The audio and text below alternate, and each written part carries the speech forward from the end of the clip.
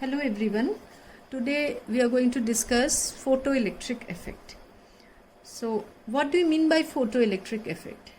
Photo means light and electric means electrons coming out. So photoelectric effect actually means emission of electrons from metals under the effect of light. So when light rays fall on a metal surface, electrons are emitted. So all these experiments on this photoelectric effect started with Leonard and Hertz and few other scientists. They observed that when ultraviolet rays fall on a negative plate of the electric discharge tube, the current starts flowing. That is, electrons are emitted from it. So they're having an electric discharge tube, and a battery is connected across it. And the arrangement was made in such a way that the battery EMF of the battery can be changed, battery potential can be changed, increased or decreased, and the polarity can also be changed. And they used different metals, and they used light of different intensities and frequencies also. Now we will concentrate on the results that they observe.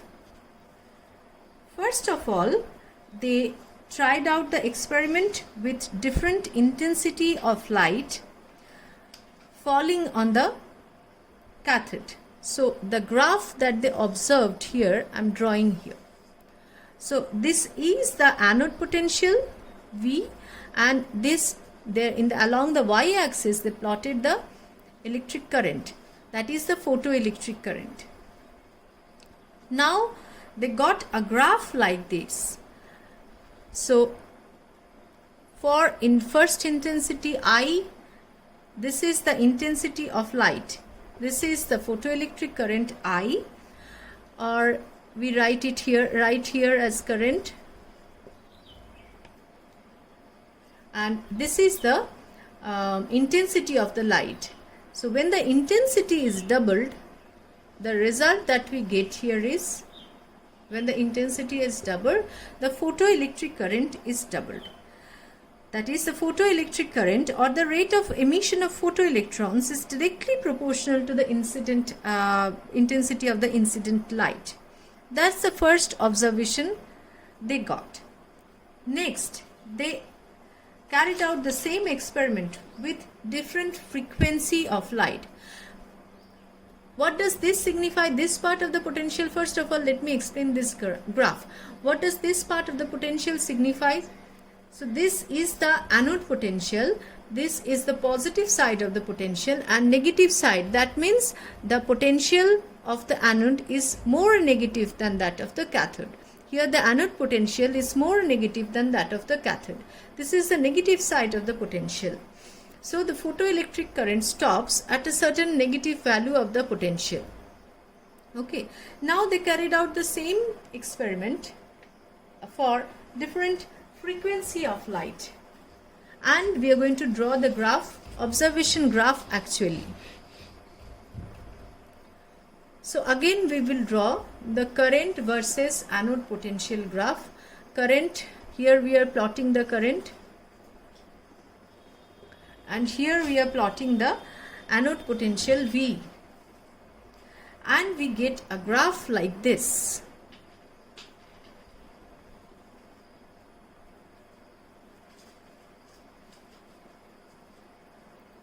So this is for frequency 1 and this is for frequency 2, where frequency 2 is greater than frequency 1.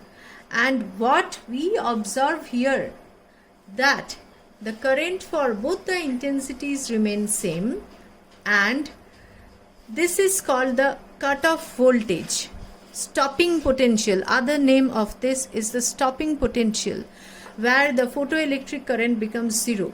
The stopping potential is different for two different frequencies. As we increase the frequency of the incident light, the stopping potential also increases. It has to be more negative than the first one. Now we want to find out, we want to discuss what does this stopping potential signifies. What do you mean by this stopping potential? What is it?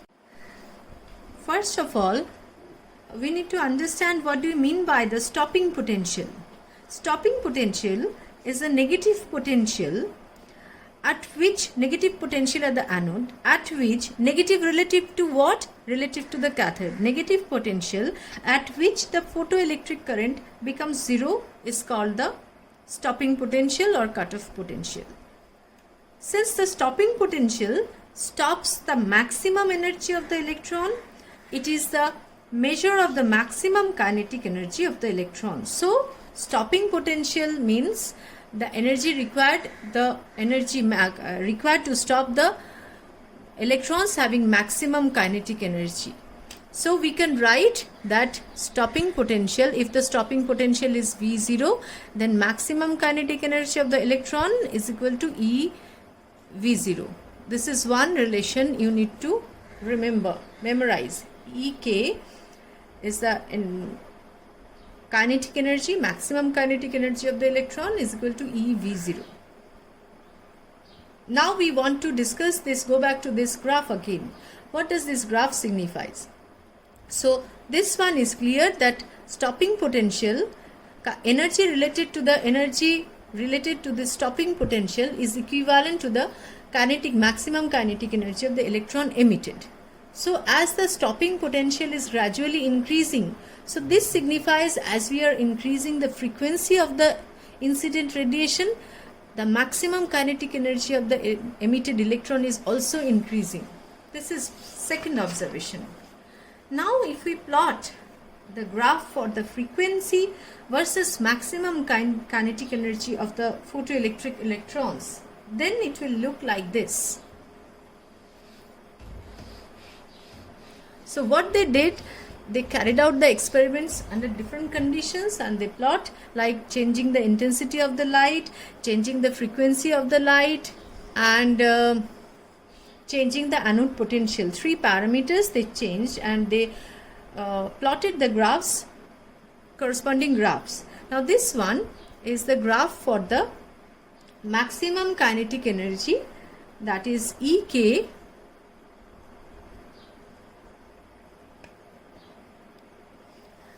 versus the frequency graph, and we get a value, we get a graph like this.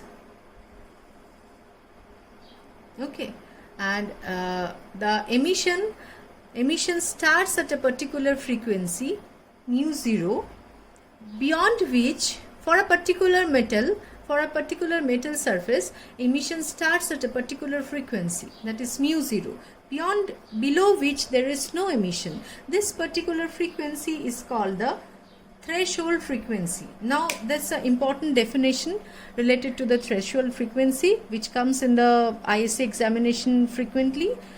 That's one definition is that of the stopping potential, and the second definition is the cutoff frequency, definition of the threshold frequency or the cutoff frequency. That's the lowest frequency of light which can emit the photoelectrons from a material, or the lowest frequency below which there is no photoelectric emission is called the threshold frequency or the cutoff frequency.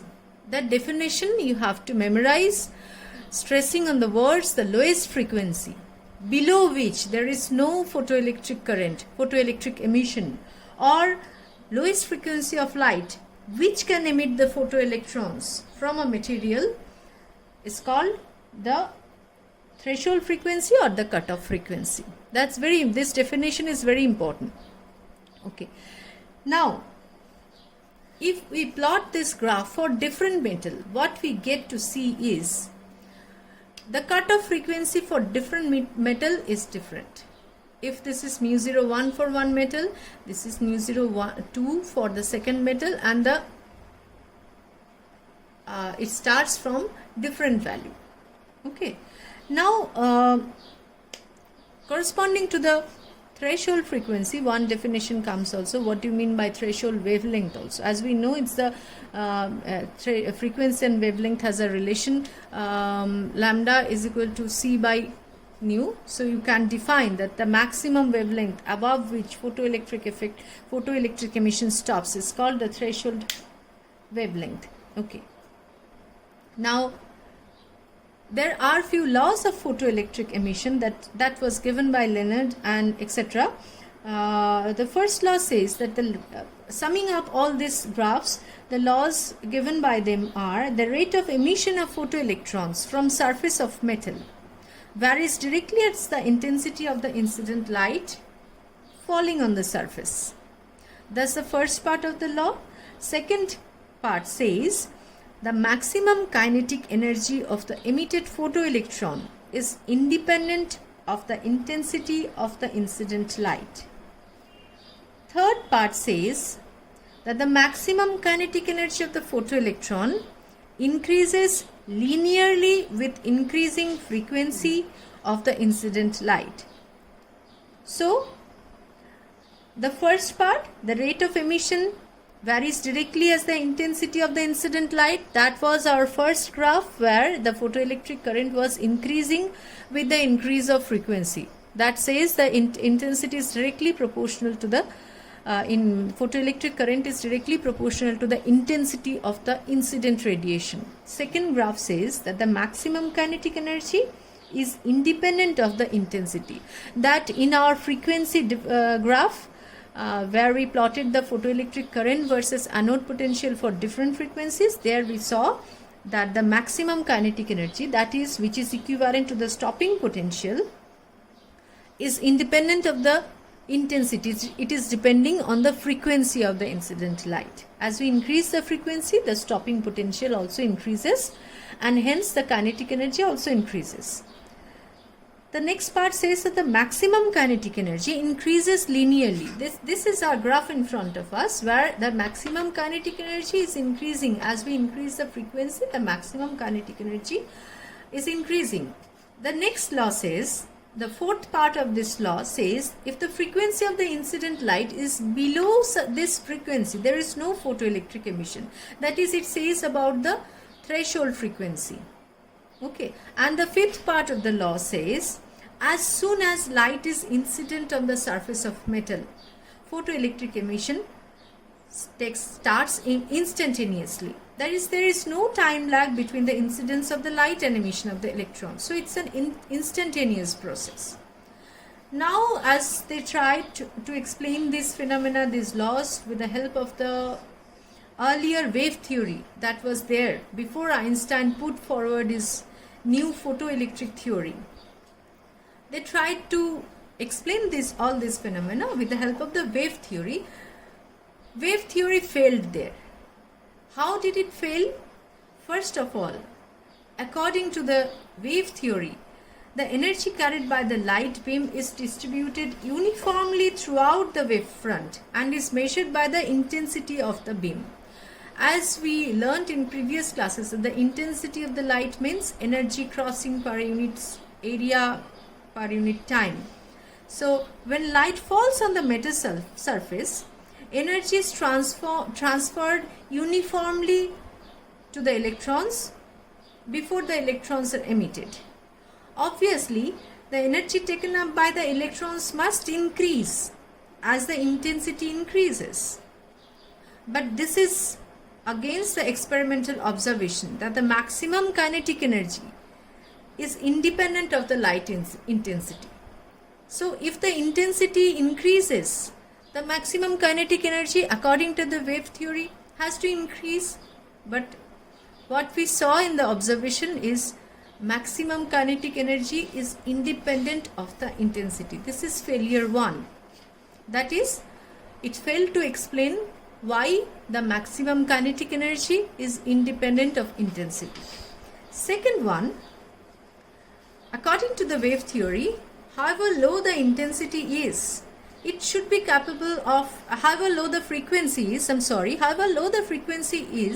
if the intensity is sufficiently high, then it should be capable of ejecting the electrons from the surface. If the frequency, even if the frequency is very low, if we keep on increasing the intensity of the light slowly, then energy of the light will also increase, and gradually it will be able to eject the electrons from the surface. But the observation is something else. Observation shows that the light of frequency lower than certain value cannot eject photoelectrons. So second failure is the wave theory failed to explain the presence of this threshold frequency. Why this threshold frequency is there?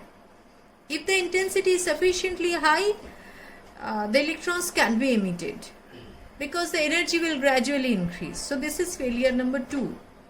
Third case where it failed to explain is that the photoelectric emission is an instantaneous process. According to the wave theory, energy is transferred from the light waves. It's not gained by the single electron, but is distributed among all the electrons. Therefore, some time is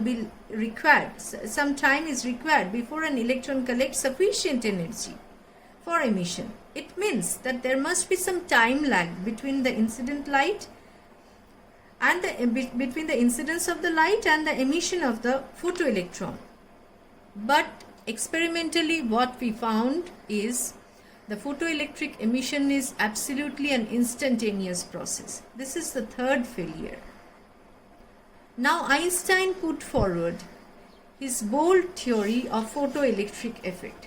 The first thing that he said here is light is no more behaving as a wave when we consider photoelectric effect. He put forward the dual nature of light. Light sometimes behave as a wave, that is also true, and here in this case, in photoelectric effect, light behaves as a particle. Light consists of a particle called photon. The energy of a photon is given by E is equal to h nu. That's a very bold postulate which was basically based on the Planck's theory. So he put forward that light consists of photon, and photon has an energy E is equal to h nu, where nu is the frequency of the incident light. He also put forward that intensity of light is no more depending on the energy of the light ray. Intensity is proportional to the number of photons of the light.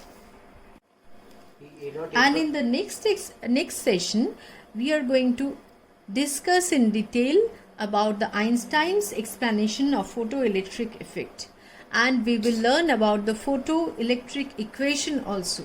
That's all for today.